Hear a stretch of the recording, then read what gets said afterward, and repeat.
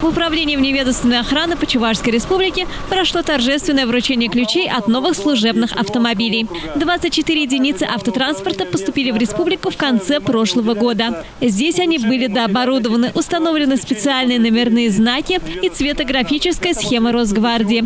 С получением нового автотранспорта росгвардейцев поздравил начальник управления Росгвардии по Чувашской республике генерал-майор полиции Дмитрий Расчетов.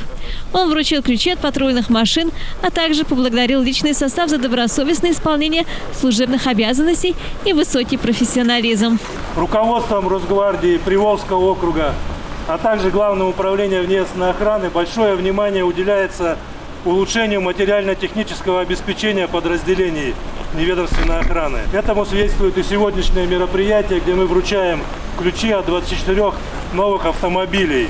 Исполняющий обязанности начальника отдела вневедомственной охраны по городу Чувашскому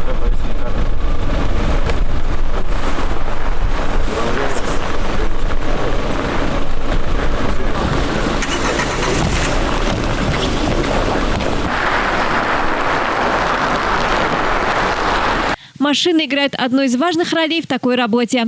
От их состояния зависит скорость реагирования и прибытия на место происшествия. Все машины свежие, 2023 года, оснащены современными системами безопасности.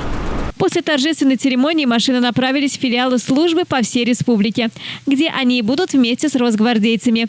Елена Яковлева, пресс-служба Росгвардии, «Жизнь столицы».